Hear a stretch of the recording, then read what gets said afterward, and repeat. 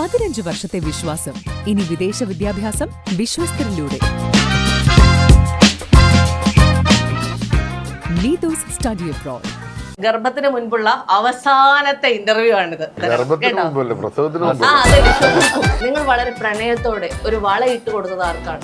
അത് കല്യാണം കഴിക്കുന്നത്. അത് അതിന് മുന്നത്തെ കാര്യം ചോദിക്കുന്നത്. അത് വളയിടില്ലല്ലോ, വളകളല്ലേ അത് വിളവെടുപ്പല്ലേ. ഞാൻ വള കിട്ടുന്ന സമയം കളയാറില്ല എനിക്ക്. പക്ഷെ ഈ പഴയ കുപ്പികളൊക്കെ ഇല്ലേ നമ്മൾ ഇതന്നെ, അതൊക്കെയാണ് ഇഷ്ടം. ബുദ്ധിമാ അങ്ങനത്തെ 5 രൂപയുടെ കാര്യമുള്ളൂ. പ്രൊഡ്യൂസേഴ്സ് പ്രത്യേകം പറഞ്ഞു സിനിമയെ കുറിച്ച് ഒന്നും ചോദിക്കരുത്, കാരണം നിങ്ങൾക്ക് ആർക്കും ഒരു തേങ്ങ അറിയില്ല. എന്റെ ഗർഭത്തിനെ കുറിച്ച് സംസാരിക്കും ഞാനെ പോലെ കഴിക്കണം, കാരണം സിനിമയ്ക്ക് കഥ അറിയണമെന്നില്ല, എന്ത് തീം കേൾക്കണമെന്നില്ല, എന്തില്ലെങ്കിലും. പടങ്ങൾ ഞാൻ കണ്ടിട്ടില്ല ആക്ച്വലി. ഞാൻ ചേട്ടനെ കണ്ടിട്ടില്ല. ഇയാളെ പടമായിട്ട് ഞാൻ കണ്ടിട്ടില്ല, പക്ഷെ ഇയാൾ നന്നായി അഭിനയിക്കുന്നുണ്ടല്ലോ. എനിക്കിതൊരു പ്രശ്നമായിട്ട് തോന്നില്ല. കാരണം എന്ന് പറഞ്ഞാല് അച്ഛൻ്റെത് ചെറുപ്പം മുതൽ നമ്മൾ കേട്ടോണ്ടിരിക്കും. അതൊന്നും ഓർമ്മിപ്പിക്കല്ലേ. നമ്മള് വെയിറ്റിംഗ് ആണ് ഗർഭം ലൈവ് കാണാൻ. അതെ അതെ, കാണണം കേട്ടോ, കമന്റ് ഒക്കെ ഇടണം കേട്ടോ. ഇൻഡസ്ട്രിയിൽ ഏറ്റവും നല്ല ലുക്കായിട്ട് തോന്നിയിട്ടുള്ള ആളായിരുന്നു. ശരിക്കും നിങ്ങൾ രണ്ടുപേരിൽ ആരാണ് മത്സരിച്ച് റൊമാൻസ് ചെയ്തിട്ടുള്ളത്? നമുക്കൊക്കെ അങ്ങനെ ഒരു റോള് കിട്ടിയിരുന്നെങ്കിൽ ഇങ്ങനെ റൊമാൻസ് ഒക്കെ ചെയ്യാൻ പറ്റും, അങ്ങനെ ഒരു ആഗ്രഹം ഉണ്ടോ? ആ കാലത്ത് ആയ കാലത്ത് കിട്ടിയില്ലേ? കരയുണ്ടോ? ഇല്ലല്ല, അത് ചിരിച്ചിട്ട്. പൊന്നു ചേട്ടാ, നല്ല ക്വസ്റ്റ്യൻ ഒക്കെ എഴുതി ഇതിനൊക്കെ നല്ല റീച്ച് കിട്ടി പൈസ കിട്ടിയാല് ഇനി അടുത്ത മാസം പ്രസവല്ലേ? അല്ലെങ്കിൽ തീരെ സുഖമില്ലാത്ത പ്രസവമായി. 1 മില്യനായി. അടിയന്തരം കേറുതാവസ്ഥ അതുകൊണ്ട് അതിനെ ഇടാൻ പറ്റില്ലല്ലോ, അതുകൊണ്ട് അത് വേറെ. ഒരു ഗർഭമുണ്ട്. കുശുമ്പ് വരുമെന്ന് പറഞ്ഞാൽ വേറെ ലെവല് കുശുമ്പ് വരും. എന്തൊക്കെയെങ്കിലും മെൻഷൻ ചെയ്തതെന്നൊന്ന് ചോദിച്ചു നോക്കിയേ. പിന്നെ പോലെ കുശുമ്പും അസൂയം കൊണ്ട് ഇവനെത്രയും പൈസ. അബൂക്കയ്ക്ക് ടെൻഷൻ ഉണ്ടോ? ഞാൻ ചെയ്ത റോള് നന്നായി വരട്ടെ, അത് വരാൻ വേണ്ടിട്ട് അങ്ങനെയുള്ള ഒരു ടെൻഷൻ ഉണ്ട്. അതെന്ത് വർത്താനാ, പടം എന്തായാലും ഈ വളയ്ക്ക് കോൺഫിഡൻസ് കൂടുതലുണ്ടോ, അതോ എന്താകുമെന്ന് അറിയാത്ത ന്യൂട്രൽ സ്റ്റേജ് ആണോ, അതോ നെഗറ്റീവ് സ്റ്റേജ് ആണോ? അത് നിന്നോട് പറയാൻ എല്ലാ പ്രേക്ഷകരും കാണുന്ന എന്റെ അബൂക്ക് എന്നെ വേറിട്ട ഒരു എന്റെ മനസ്സേ.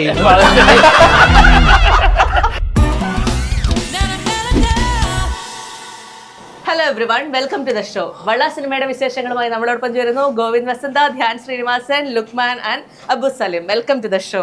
എന്റെ ഗർഭത്തിന് മുൻപുള്ള അവസാനത്തെ ഇന്റർവ്യൂ ആണിത്. എടാ, നിങ്ങളൊക്കെ കൂടെ എനിക്കിതൊരു കളറാക്കി തരാം കേട്ടോ. ആ അതല്ലേ ഷോ.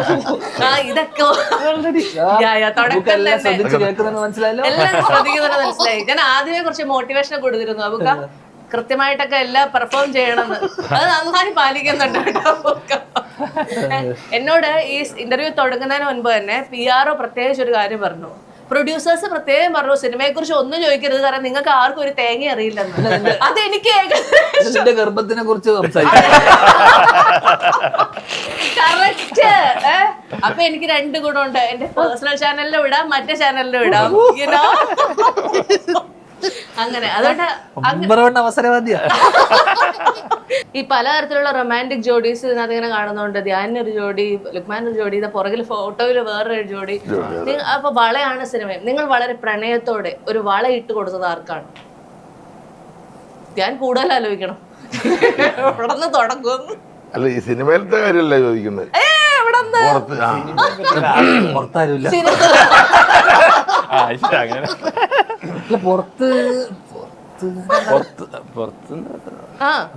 അത് കല്യാണം കഴിക്കുന്ന മുസ്ലിം വളയിടുക എന്ന് പറഞ്ഞ അത് അതിന് മുന്നത്തെ കാര്യം ചോദിക്കുന്നത്. അത് വളയിടില്ലല്ലോ, വളകളല്ലേ. അത് വിളവെടുപ്പല്ലേ. ഞാൻ വള കിട്ടുന്ന സമയം കളയാറില്ല. എനിക്ക് ഇതിനോട് എനിക്ക് വലിയ സ്വർണ്ണവള, നമുക്ക് സ്വർണത്തിനോട് വലിയ താല്പര്യമില്ല. അതെ അതെ, നമുക്ക് താല്പര്യം, വാങ്ങണവർക്ക് താല്പര്യം ഉണ്ടെങ്കിലോ. അല്ല, പെൺകുട്ടിക്ക് പൊതുവെ ഇഷ്ടമാണ്. എനിക്ക് പക്ഷെ ഈ പഴയ കുപ്പികളൊക്കെ ഇല്ലേ നമ്മൾ ഇതന്നെ, അതൊക്കെയാണ് ഇഷ്ടം. ഗ്ലാസ് ബാംഗിൾസ്, അങ്ങനത്തെ 5 രൂപയുടെ കാര്യമുള്ളൂ. അതിലൊന്ന് അബൂക്കയ്ക്ക് അങ്ങനെ ഒരു റോള് കിട്ടിയിരുന്നെങ്കിൽ ഇങ്ങനെ റൊമാൻസ് ഒക്കെ ചെയ്യാൻ പറ്റും, അങ്ങനെ ഒരു ആഗ്രഹം ഉണ്ടോ? ആ കാലത്ത് ആയ കാലത്ത് കിട്ടിയില്ലേ കിട്ടിയാലേ ചെയ്യാം. നമുക്ക് വിളിക്കും അത് ചോദിച്ചപ്പോ തന്നെ വളരെ സീരിയസ് ആയിരുന്നു ആലോചിക്കും. അബുക ചോദിച്ചതിനെ കണ്ണ് നിറഞ്ഞ അബുക്കന്റെ ഒന്നുകൂടി ചോദിച്ചു. അല്ല അങ്ങനെ സത്യം പറയാം അങ്ങനെ ഒരു ആഗ്രഹം ഇല്ലേ? 100 ആയിസാണ് അങ്ങനെ ആഗ്രഹമൊന്നുമില്ല. കിട്ടുന്ന റോളുകൾ നന്നായി ചെയ്യാന്നുള്ള ആഗ്രഹമുള്ളത്. അങ്ങനെയാണ് എല്ലാ റോളുകളും ചെയ്യാൻ പറ്റണം എന്നുള്ളൊരു ആഗ്രഹമാണ്. ഇപ്പൊ വിജയരാഘവൻ ചേട്ടന് മറ്റേ നമ്മുടെ ശാന്തി കൃഷ്ണ മേഡത്തെ കൊടുത്ത പോലെ അതെ. അബുക്ക് ഒരാളെ തരാന്ന് പറഞ്ഞു കഴിഞ്ഞാൽ ആരെ വേണമെന്ന് പറയുമായിരുന്നു? അങ്ങനെയൊക്കെ ചോദിച്ചാലോ നീ നീ വരുമെങ്കിൽ നീ അബുക്ക പറ അത് തന്നെ പറ. ഇത് നീ പറഞ്ഞു ഈ ഞാൻ എന്താ അബൂക്കന്റെ ഇത് ലുക്ക് വെച്ചിട്ട് എനിക്ക് ഇപ്പോഴും ശോഭന ചേച്ചി ഒക്കെയാണ്, ഉർവശി ചേച്ചി ഒക്കെയാണ്. എന്താ ലുക്കല്ലേ? കരയുണ്ടോ? ഇല്ലല്ല, അത് ചിരിച്ചിട്ട് കൊറേ ചിരിച്ചില്ലേ. ആണ് നായകൻ എന്ന് ചോദിച്ചു കഴിഞ്ഞാൽ ആര് പറയും? ലുക്മാൻ ആണോ ധ്യാൻ ശ്രീനിവാസനാണോ നായകൻ? എന്തില് പടത്തിലോ ഇവൻ നായകൻ, ആണോ? ഞാൻ വില്ലൻ. നായകൻ തന്നെ, പ്രതിനായകൻ. അതാ പ്രതി ഇല്ലെന്നൊന്നുമില്ല, പ്രതിയാണ്. അങ്ങനെയാണ്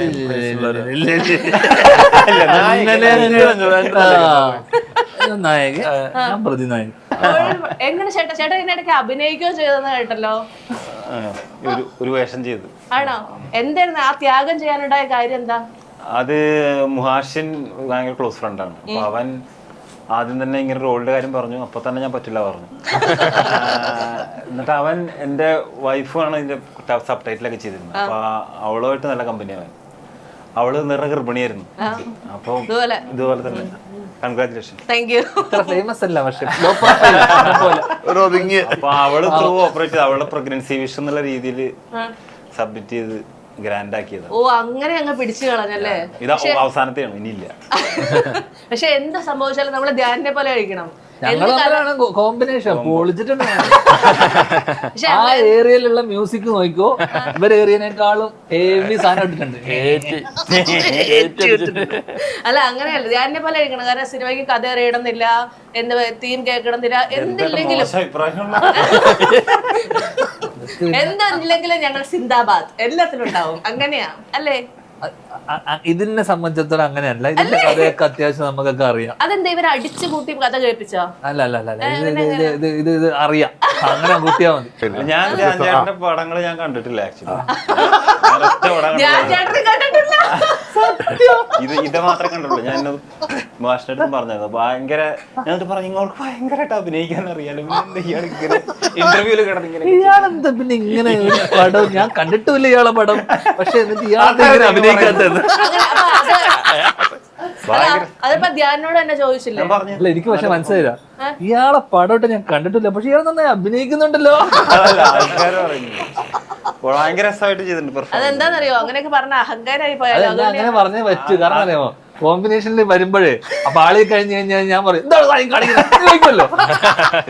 എന്നാലും ഈ പലരും ഈ ഇന്റർവ്യൂവിനൊക്കെ ഇരിക്കുമ്പോ എല്ലാരും ധ്യാനോട് ഇരുന്ന് ഭയങ്കരമായിട്ട് ചിരിച്ചിട്ട് പുറകെ ഇരുന്ന് പറയണ ഞാൻ കേട്ടിട്ടുണ്ട്. അത് ഞാൻ പറഞ്ഞുതരാം. അതായത് ഇങ്ങനെ അവിടെ ഇരുന്ന് പറയുന്ന പല കാര്യങ്ങളും കേൾക്കുമ്പോ ചൊറിഞ്ഞു വരുന്നുണ്ട്. പിന്നെ ഒന്നും പറയാൻ പറ്റില്ല, ധ്യാനായി പോയില്ലേ എന്ന്. എനിക്കിതൊരു പ്രശ്നമായിട്ട് തോന്നില്ല. കാരണം എന്ന് പറഞ്ഞാല് അച്ഛൻ്റെത് ചെറുപ്പം മുതൽ നമ്മൾ കേട്ടോണ്ടിരിക്കും. ഒരുപാട് കാര്യങ്ങൾ അതിൽ നിന്ന് വ്യത്യസ്തമായിട്ട് ഒരു ഇതായിട്ട് നമുക്ക് തോന്നുന്നില്ല. അത് ധ്യാനം ആദ്യമായിട്ട് കാണുന്നവർക്ക്, ശ്രീനേട്ടനായിട്ട് മിങ്കിൾ ചെയ്യാത്ത ആൾക്കാർക്ക് അത് ഫീൽ ചെയ്യുന്നതാണ്. അത് അതിനെക്കാട്ടും ഗംഭീരമായിട്ടുള്ള കൗണ്ടറുകളും ഇൻസ്റ്റന്റ് കോമഡിയും അത് വേറെ ലെവലാണത്. അത് പറഞ്ഞാൽ തീരൂല. ഈ ഇന്റർവ്യൂവിന് നമ്മൾ കംപ്ലീറ്റ് ആയിട്ട് എടുക്കേണ്ടി വരും. പറയാനുള്ള അവസരം തരാം. ഒരുപാട് പറയാം. അതൊന്നും ഓർമ്മിപ്പിക്കല്ലേ.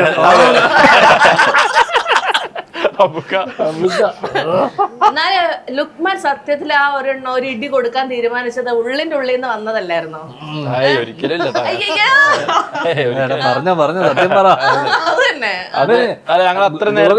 എന്റെ പടം കണ്ടിട്ടില്ല, ഇവൻ എന്റെ ഏതിലോ പടം കണ്ടിട്ടില്ല. അതിന്റെ ഒരു ദേഷ്യം ഇവനുണ്ട്. പുള്ളി പറഞ്ഞ മാതിരി ആദ്യം മാസ്റ്റർ പറഞ്ഞു കൊടുത്ത് ആദ്യം ടച്ച് ചെയ്തിരുന്നില്ല. റിഹേഴ്സൽ ചെയ്തപ്പോ ടേക്കിന്റെ അവസരത്തിൽ വന്നപ്പോ ഒന്ന് ടച്ച് ചെയ്ത് കുറച്ച് ഫോഴ്സായി. പുള്ളി അത് പ്രതീക്ഷിക്കുന്നുമില്ല. അപ്പൊ നൂറ് തവണ ചോദിച്ചു, അത്രേ ഉള്ളൂ. അതില് കൈ കുത്തിയ വീണത്. അപ്പൊ ബാലൻസ് പോയപ്പോ കൈ കുത്തിയതാ. പക്ഷെ അത് അങ്ങനെ ആരും ഒരു പ്രശ്നമായിട്ട് കാണാൻ പറ്റില്ല. പക്ഷെ അന്ന് എനിക്ക് സ്വയം പറയാ. അത് നീ അങ്ങ് പറയല. ഡോക്ടറിനോട് പറഞ്ഞ ചോദിച്ചെന്നറിയാമോ? മറ്റേ ഭാഷയിൽ രജനീകാന്ത് ചോദിക്കും ഇത് ആരാ അടിച്ചത്, എന്തോ നാടി ഞരമ്പ് എല്ലാം എന്തോ പ്രതികാര ബുദ്ധിയോട് അടിച്ച പോലെ ഉണ്ടല്ലോ. അതുപോലെ അവിടുത്തെ ഡോക്ടറിനോട് എന്താ സംഭവിച്ചത്, ഇത് എങ്ങനെയാ സംഭവിച്ചത് ചോദിച്ചപ്പോ തന്നെ എന്തോ ഒരു പ്രതികാരം സംഭവിച്ചു പോയി. ധ്യാനെ കരയണം തോന്നിയോ അപ്പൊ? ഇല്ല നല്ല സന്തോഷം ആർത്തും ഉല്ലസിച്ചാ ഞാൻ പോയെ. പോട്ടെ അവിടെ മുക്കത്തെ ഷൂട്ടിംഗ് ഉണ്ടായിരുന്നു. അതിനടുത്തൊരു കടയുണ്ട്, ഒരു കാക്കയുടെ, പിന്നെ ബീഫും പൊറോട്ടയൊക്കെ കിട്ടുന്നത്. കഴിഞ്ഞ ഉടനെ അത് കഴിക്കാൻ പോയി. അത് കഴിച്ചിട്ടാണ് പിന്നെ ഹോസ്പിറ്റലിൽ പോയത്.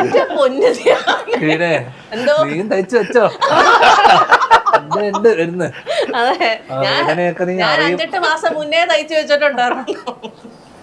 നമ്മള് വെയിറ്റിംഗ് ആണ് ഗർഭം ലൈവ് കാണാൻ. അതെ കമന്റ് ഒക്കെ ഇടണം കേട്ടോ. യൂട്യൂബ് ചാനൽ ലൈവ് ഉണ്ടാവല്ലോ. അത് പറ, പേഴ്സണൽ സെറ്റ് വീണ മുകുന്ദൻ, അങ്ങനെ ചാനലിന്റെ പേര്. അതുകൂടെ പറ.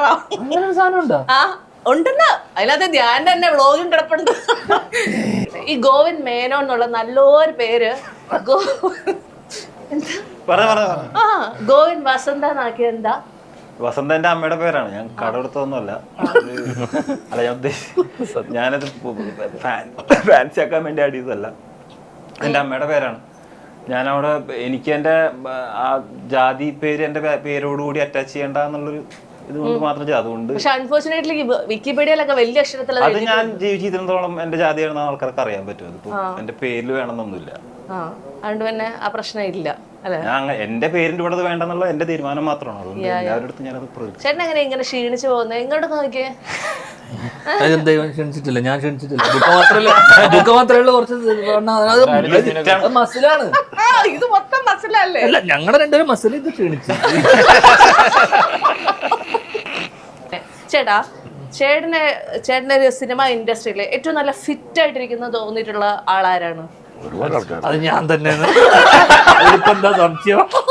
അതിപ്പോ വേറെ ഒരാളോട് ഇത്രയും ഫിറ്റായി ഒരു മനുഷ്യോട് വേറെ ആരാ നിങ്ങളെക്കാളും ഫിറ്റ്?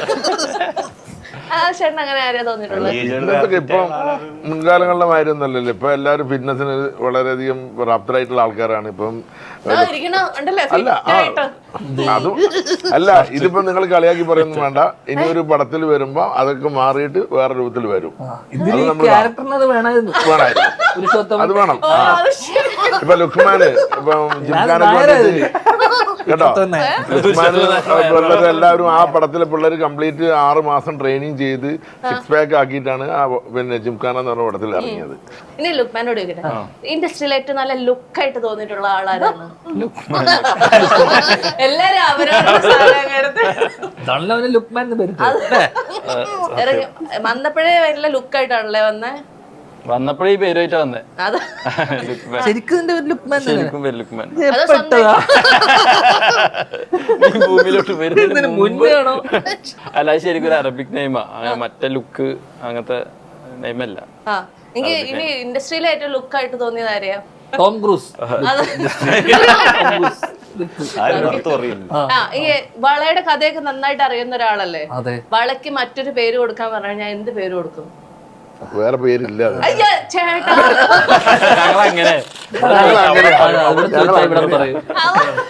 അല്ല, സിനിമയെ കുറിച്ച് കറക്റ്റ് ആയിട്ട് പറയണമെന്നുണ്ടെങ്കിൽ കംപ്ലീറ്റ് മ്യൂസിക് ചെയ്ത അല്ല അറിയില്ല. ഞങ്ങളൊന്നും ഫുൾ സിനിമ കണ്ടിട്ടില്ല. പുള്ളി കണ്ടിരിക്കുന്നത്, ഇയാൾ കണ്ടിട്ടുണ്ട്. ഇയാൾ പക്ഷെ പറയില്ല. ഇതെങ്ങനെ പറയണറിയില്ല. ചേട്ടാ, ഈ മ്യൂസിക് ഇടാന്ന് പറയുന്നത് 8-10 പാട്ടൊക്കെ ഇതിനകത്ത് ഉണ്ടെന്ന് ഞാൻ കേട്ടു. അങ്ങനെ തന്നെയാണോ? ഭയങ്കര ബുദ്ധിമുട്ടായിരുന്നോ ഈ യാത്ര? ഇല്ല, ഭയങ്കര ഇൻട്രസ്റ്റിംഗ് ആയിരുന്നു. ഞാൻ അങ്ങനെ ബുദ്ധിമുട്ടി പരിപാടി ചെയ്യൽ കുറവാണ്. 10 പാട്ട് എന്ന് പറഞ്ഞു കഴിഞ്ഞാൽ സാധാരണ പാട്ടിന്റെ ടൈമിൽ അങ്ങനെയാണ്. വളരെ ചെറിയ പാട്ടുകൾ. പക്ഷെ എല്ലാ രസമുള്ള എല്ലാം വേറിട്ട പാട്ടുകളാണ് അല്ലേ? അത് സത്യം. ഒന്നിനൊന്ന് എല്ലാം കേട്ടായിരുന്നോ? ഞാൻ കേട്ടോ. ഇല്ല, ഞാൻ ഒരെണ്ണം കേട്ടായിരുന്നു. ഇപ്പൊ അങ്ങനെയല്ലേ? പാട്ടുകളൊക്കെ നമ്മള് ആ സമയത്ത് തന്നെ 1-2 പാട്ടുകളായിട്ടുണ്ടായിരുന്നു, അതൊക്കെ കേട്ടോ. ആണ്. അപ്പൊ എല്ലാം വളരെ എളുപ്പത്തിൽ ചെയ്ത പാട്ടുകളാണ്. അല്ല, എളുപ്പത്തിൽ ചെയ്താന്നല്ല ഉദ്ദേശിച്ചത്. അതായത് ബുദ്ധിമുട്ടെന്ന് ഞാൻ ഉദ്ദേശിക്കുന്നത് അങ്ങനെ കുത്തിപ്പഴിപ്പിച്ച് വരുന്നതല്ല. ഈ പ്രോസസ്സിന്റെ ഭാഗമായിട്ട് എഴുത്തിന്റെ സമയത്ത് ഞാനും മുഹാഷും തമ്മിൽ തീരുമാനിച്ചിരുന്നു മ്യൂസിക്കലായിട്ടാണ് കഥ പറയാൻ പോകുന്നത്. അപ്പൊ അതുകൊണ്ട് പിന്നെ കുറെ സിംഗേഴ്സിനെ ഇതിനകത്ത് ഇൻക്ലൂഡ് ചെയ്തിട്ടുണ്ട്. ഒരുപാട് സിംഗേഴ്സിന്റെ ഇതിനകത്ത്.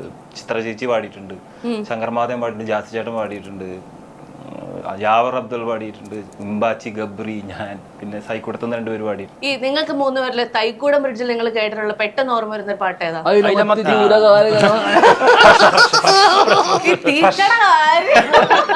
ആളുകളുണ്ടല്ലോ. അതെന്താ നമുക്ക് പാടിന്റെ പേരല്ല, പാടി. ഓ, ഞാൻ ഞെട്ടിപ്പോയി. ഒന്ന് കാരണം മീന് നമ്മുടെ ഒരു ഇമോഷനാ. മീൻ അത് വെച്ചൊരു പാട്ടുണ്ടാക്കിയ ലോക ചരിത്രത്തിൽ ഇവര് മാത്രമേ ഉള്ളൂ. അതെന്താ ചേട്ടാ, ഈ അയില മത്തി എല്ലാ മീനിനെയും പിടിച്ചിട്ടുണ്ടായിരുന്നല്ലോ നിങ്ങള്. അതിൽ ലിറിക്സിൽ ചേരുന്ന മീനുകളെ പിടിച്ചിട്ടുന്നുള്ളൂ ഞാൻ. ഒരു കറിക്ക് പ്രത്യേകിച്ച് അതിന് അജണ്ട ഒന്നുമില്ല. എല്ലാ മീനുണ്ടല്ലോ, വേറെന്താ കോഴിയൊന്നും ഇല്ല. നിങ്ങളുണ്ടല്ലോ. വരുന്നുണ്ട് കോഴീനെ വെച്ചിട്ട്.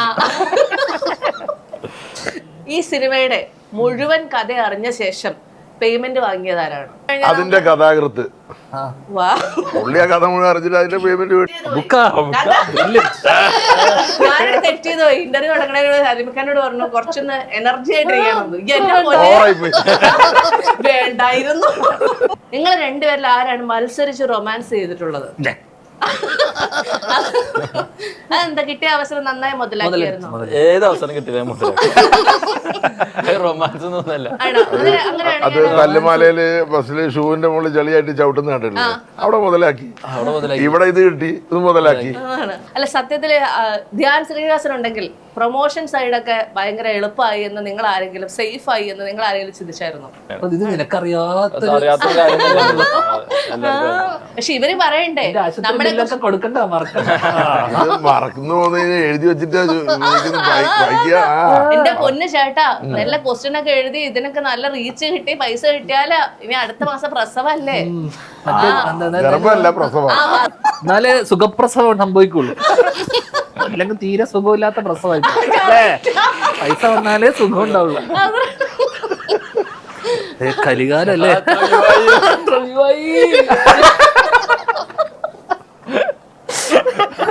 ആശുപത്രി കിടക്കടക്കം 1 മില്യനായി. പിന്നൊരു കരച്ചിലും. എന്റെ ദൈവം, എന്തൊക്കെ അതങ്ങനെയാ. നമുക്ക് ഈ കണ്ടന്റ് ഒക്കെ യൂണീക്ക് അല്ലേ? വീണ നീ വീട്ടിലിരിക്കേണ്ട സമയല്ലേ നീ കുട്ടീനോട് ചെയ്യുന്ന ദ്രോഹം അല്ലേ? ചേട്ടാ, ഞാൻ അല്ല, ബഹുമാനം ഇടക്കിടക്ക് ഞാൻ 2 മാസം വീട്ടിലിരുന്ന് നോക്കി, പക്ഷെ ഭയങ്കര പിരിപിരിപ്പാണ്, പറ്റുന്നില്ല. അപ്പൊ അതുകൊണ്ട് ഞാൻ വിചാരിച്ചു ഈ പരിപാടി തന്നെ അങ്ങ് തിരിച്ചു നടത്തിയേക്കാം, അപ്പൊ പിന്നെ പ്രശ്നമില്ല. അതുകൊണ്ട് മാത്രം ചെയ്യുന്നതാ, വേറെ ഒന്നുമില്ല. ബാക്ക് ഓഫ് മൈ മൈൻഡ് പോലും ഇല്ല. ഗോവിന്ദാസന്റെ ചോദിക്കട്ടെ, എന്തെങ്കിലും ഇവിടേക്ക് ചോദിക്കുന്ന ആൻസർ എങ്കിലും കിട്ടുള്ളൂ. നിങ്ങളൊക്കെ വേറെ പിരിപിരിപ്പാ. എന്താണ് ഈ വള? മേനോൻ മറ്റേ ചോദ്യമായിരിക്കും. കുത്തിത്തിരിപ്പ്.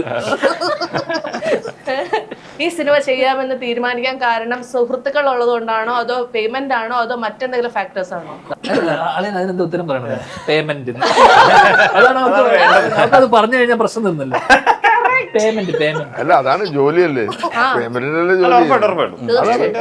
പക്ഷെ ആരും സത്യം പറയില്ല കേട്ടോ, അതാ പ്രശ്നം. അത് പറയും എല്ലാവരും. എന്നിട്ട് അവരിങ്ങനെ തിരിച്ചു പിടിച്ച് ഇങ്ങനെ ട്വിസ്റ്റ് ഇങ്ങനെയൊക്കെ പറയും. ഇങ്ങനെ മറ്റേ അങ്ങനെ പറഞ്ഞ ഒരാളെ പേര് പറഞ്ഞു നിങ്ങള് ഞാനല്ലാതെ പറയട്ടോ. തിയേറ്ററിന് വേണ്ടി, തിയേറ്റർ വാച്ചിന് വേണ്ടി ഉണ്ടാക്കിയിരിക്കുന്ന ഒരു പടമാണ്.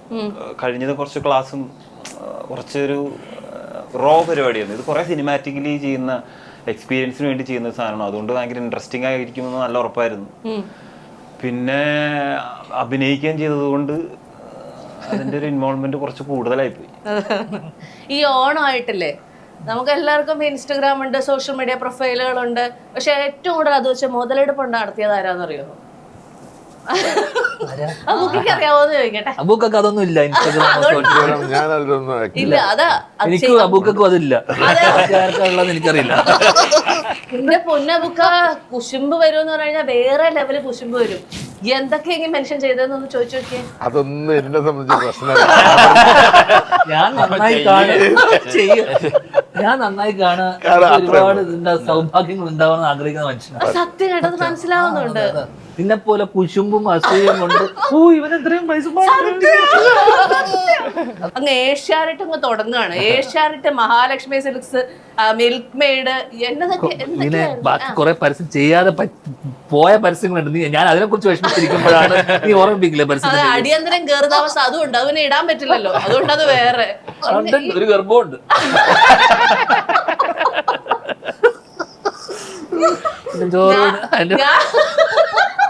ഞാൻ ഗർഭം കൊണ്ടാണ് പൈസ ഉണ്ടാക്കണമെങ്കിൽ അടിയന്തരം കയറുന്ന അവസ്ഥ ഒക്കെ അവിടെ പക്ഷെ ഇതിന് പോയ പൈസ കിട്ടൂല. കിട്ടും. അങ്ങനെ അപ്പൊ ഏതായാലും വള എന്ന് പറയുന്ന ഒരു സിനിമ തിയേറ്ററിലേക്ക് എത്തുമ്പോ അബൂക്കയ്ക്ക് ടെൻഷൻ ഉണ്ടോ? ഈ സിനിമ നല്ലതാവോ, എങ്ങനെയായിരിക്കും ആളുകൾ സ്വീകരിക്കുക, ആളുകൾ തിയേറ്ററിലേക്ക് വരുന്നില്ല എന്നൊക്കെ പറയുന്ന ഒരു കാലം ഉണ്ടായിരുന്നു, അതൊക്കെ ആലോചിച്ചിട്ട്? അല്ല, അത് ഒരിക്കലും ഈ സിനിമക്ക് അങ്ങനത്തെ ഒരു പേടി ഇല്ല. പക്ഷെ എനിക്ക് എൻ്റെ റോള്, ഞാൻ ചെയ്ത റോള് നന്നായി വരട്ടെ, അത് വരാൻ വേണ്ടിയിട്ട് അങ്ങനെയുള്ള ഒരു ടെൻഷൻ ഉണ്ട്. അതെന്ത് വർത്താനാ? പടം എന്തായാലും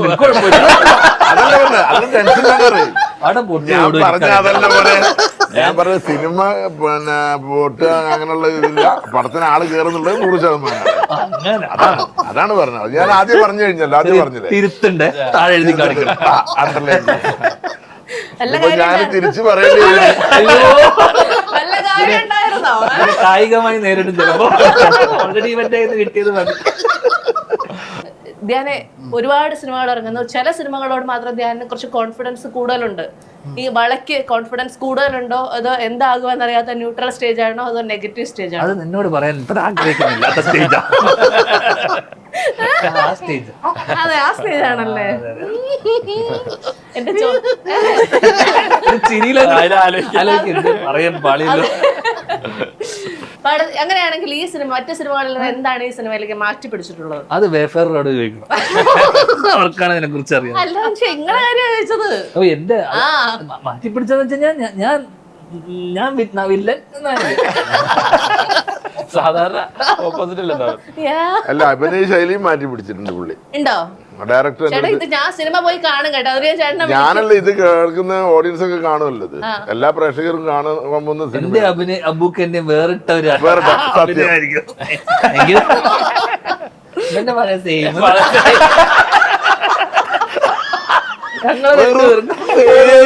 ഒരു മാറ്റം. ഈ രണ്ട് ഇടി താരങ്ങൾ പോലീസാ കണ്ട ജയിൽപ്പുള്ള ഈ രണ്ട് ഇടിത്താരങ്ങളുടെ കൂടെ ഇരിക്കുമ്പോഴത്തേക്ക് ഇനി ഒരു ഫുൾ ഓൺ ഇടിപ്പടം വന്നു കഴിഞ്ഞാൽ ധ്യാൻ ചെയ്യും. ഇവരോട്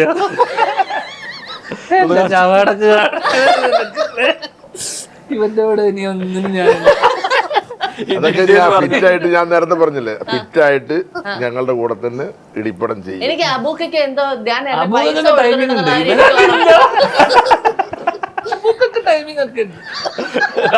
രണ്ടാൾക്കും ടൈമിങ് വേണേ. അങ്ങനെ അതില്ല, ഫൈറ്റ് അതെ, വാങ്ങുന്നവന്റെ ടൈമിങ് തെറ്റിയതുകൊണ്ടാണ് എന്റെ ടൈമിങ് തെറ്റിയോണ്ട് എന്റെ കഷ്ടകാലത്ത്. അല്ല, ഇത്രയൊക്കെ ട്രെയിൻ ചെയ്ത് വന്ന ഒരാൾ ഇടി കിട്ടിയിട്ട് നമ്മളെ ജീവനോടെ ഇപ്പോഴും ഉണ്ടല്ലോ, അത് വലിയ കാര്യം. സൂപ്പർ ഫൈറ്റ് ആട്ടോ അത്. ആണോ? സൂപ്പർ ഫൈറ്റാ. ഞാൻ ഇന്ന് വരെ ഞാൻ അടി കൊണ്ടതാ, ഇവനാ ഫൈറ്റ്. ഞാൻ ചോദിക്കാറുണ്ട്, ഞാൻ ഇന്ന് വരെ ഒരു ഇടി ഓടുന്ന ഒരു വിഷയം ഞാൻ കണ്ടിട്ടില്ല. അങ്ങനത്തെ പരിപാടിക്ക് പോവാറേ ഇല്ലാത്ത ഒരാൾ. ഡാൻസ്, ഇടി അങ്ങനെയുള്ള ഒരു പരിപാടി എന്താ ലൊക്കേഷൻ വേറൊരാള് മൈക്ക് പിടിച്ചിട്ട് അന്ത മാതിരി പണ്ട് അങ്ക പോട് ഇങ്ക പോട് എന്നൊക്കെ പറഞ്ഞ ഒരാള് നിൽക്കുന്നത്. അപ്പൊ എന്താ പരിപാടി എന്നാ ഇടിച്ചോന്ന് പറഞ്ഞു ഇടിച്ച്. ഇപ്പൊ ഈ അടുത്തുള്ള ഏത് സിനിമ എടുത്താലും ഞാൻ ഇങ്ങനെ മുണ്ടും ഷർട്ടും തന്നെയാണ് എല്ലാ സിനിമകളിലും. ഇങ്ങനെ കുറച്ചൊരു ഇങ്ങനെ പാന്റ് ഷർട്ടും ഒക്കെ ഇൻസേർട്ട് ഒക്കെ ചെയ്ത് വരുന്ന ഒരു സിനിമ നമുക്ക് എന്ന് കാണാൻ പറ്റും? ഒടുങ്കുതിരണ്ടല്ലോ, പാന്റ് ഷർട്ടും ടീ ഷർട്ടൊക്കെ കണ്ടില്ല കേട്ടോ. കാണണം. ആണല്ലേ?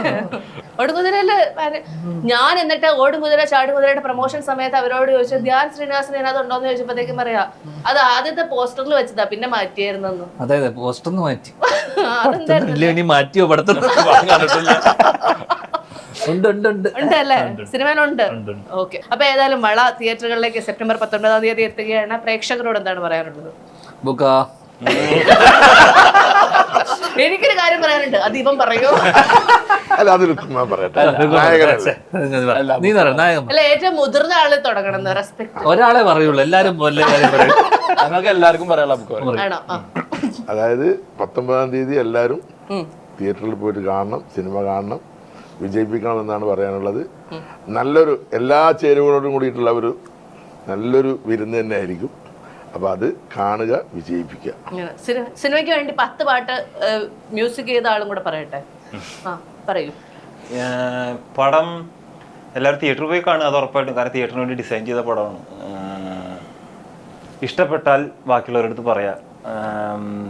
നല്ല സിനിമയാണെങ്കിൽ വിജയിപ്പിക്കുക, പാട്ടുകൾ നല്ലതാണെന്നുണ്ടെങ്കിൽ അറിയിക്കുക. തൈക്കൂടം ബ്രിഡ്ജ് പഴയതിലും എനർജിയോടെ ഉടനെങ്ങാനും പുറത്ത് വീണ്ടും വരുമോ? ഞങ്ങൾ പുറത്തുണ്ട്, നിങ്ങൾ ഇവിടെ ഇല്ലാത്തത്.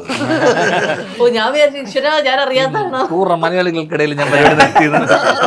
അടുത്ത ആൽബം വന്നോണ്ടിരിക്കുന്നു. ആണോ? ഞങ്ങള് ടൂറിങ് ചെയ്യാറുണ്ട്. അങ്ങനെ പൈസ ഉണ്ടാക്കുന്നുണ്ട് അല്ലേ? അങ്ങനെയാണ് പൈസ ഉണ്ടാക്കുന്നത്. പൈസ ഉണ്ടാക്കുക. പിന്നെ നിങ്ങളൊക്കെ എന്താ ചെയ്യുന്നത്? ഇതന്നെ എല്ലാത്തിനും ക്വസ്റ്റ്യൻ. നമ്മൾ അതിനെ കുറിച്ച് ചിന്തിച്ചോണ്ടിരിക്കണമെങ്കിൽ അത് വരുള്ളൂ. അപ്പൊ സിനിമ വള സെപ്റ്റംബർ 19 എത്തുമ്പോൾ എല്ലാവിധ വിജയാശംസകളും. Wishing all the very best and thank you so much. Thank you. 15 വർഷത്തെ വിശ്വാസം. ഇനി വിദേശ വിദ്യാഭ്യാസം വിശ്വസ്തരിലൂടെ. Neethu's study abroad.